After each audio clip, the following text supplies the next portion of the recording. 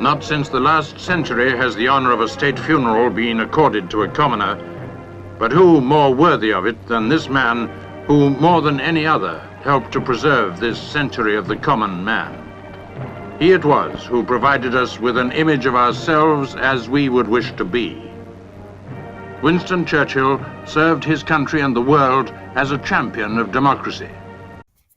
His death was described by many as the end of an era of appreciable leaders, power, and confidence. The British were profoundly despaired to see their monumental leader, Winston Churchill, succumb to a stroke. Well, he's become one of the biggest heroes of 20th century British history in a lot of ways. He is looked to as a father figure in Britain, but his reputation is even bigger in the US because of his leadership during the Second World War.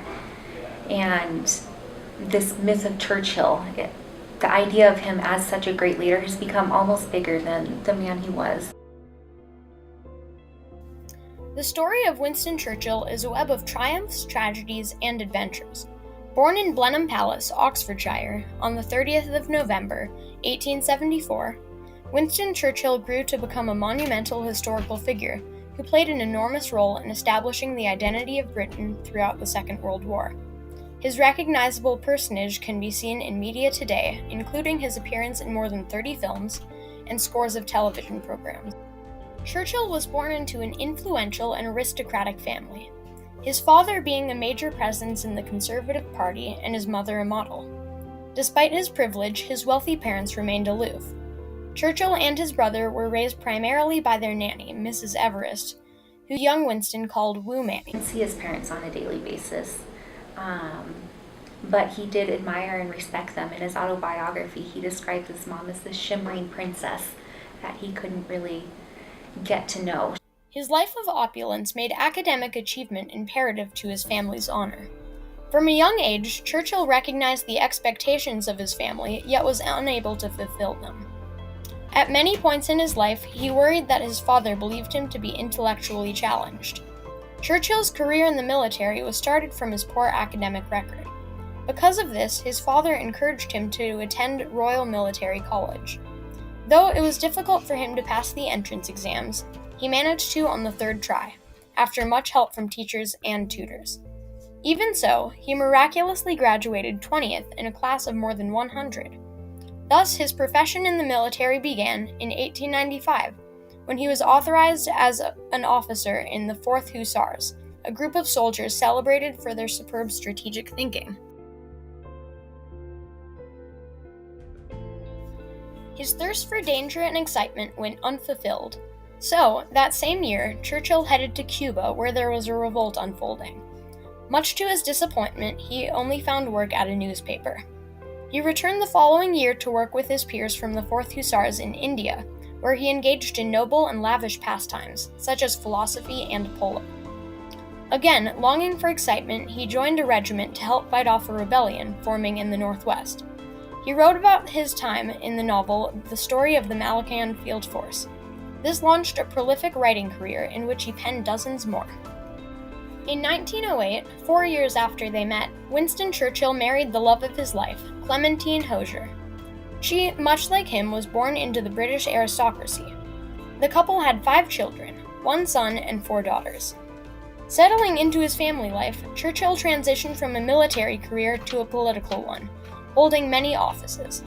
His imperialistic views fueled his rise into the Conservative Party, and he served as Prime Minister 2 separate times, from 1940 to 45, and again from 51 to 55. It was the 17th of February, 1915.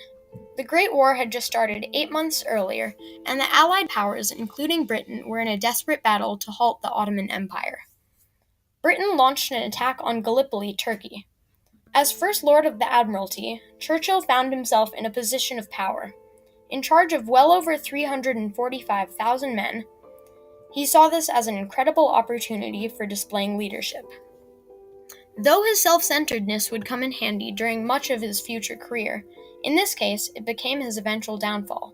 Due to his refusal to listen to more adept military leaders, such as Admiral John Fisher, the head of the Royal Navy, the Gallipoli campaign resulted in a stunning defeat for the British and Allied forces, and a loss of more than 73,000 of his troops.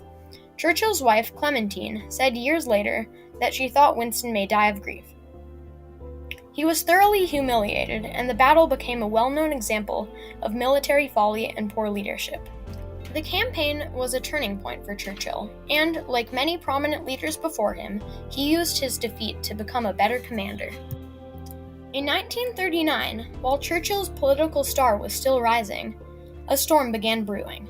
With German and Slovak powers invading Poland, the world was quickly divided. Churchill, then a member of the War Cabinet and First Lord of the Admiralty, was able to show his true colors. After Neville Chamberlain's resignation in 1940, Churchill was named Prime Minister by King George VI. World War II rekindled Churchill's fearless decision-making.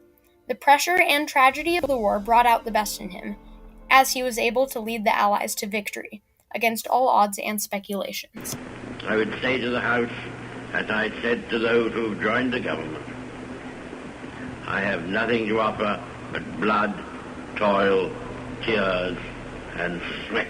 Churchill's writing skills earned him a Nobel Prize for Literature in 1953, his only win among 4 more nominations. June 4th, 1940.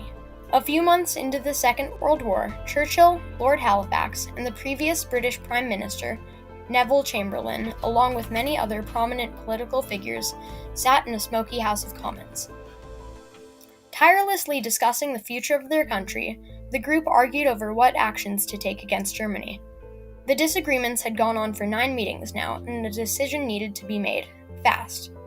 Knowing the potential of lives to be lost if the fighting persisted, Chamberlain and Halifax strongly suggested in appeasing Hitler and his regime. He insisted, against the advice of much of his cabinet, that Britain would fight the Nazis, would not succumb and surrender to the Nazis in the way that the French and the Dutch and other European countries have. Churchill's first speech as Prime Minister on the 13th of May 1940 riveted the nation. It is no surprise he is well known even today for his inspiring speeches, especially in the darkest of times. Churchill told the British to never give up and never give in, which was just what they needed. At no point is his exceptional rhetoric better displayed than in his Iron Curtain speech of March 5, 1946, a mere half-year since the end of the war. It was just Churchill's 3rd week as Prime Minister, yet the correct path was already clear to him. He passionately delivered his famous "We shall fight on the beaches" speech, better known as the Never Surrender speech. Ending with a substantial climax, it became one of the most well-known parts of his career.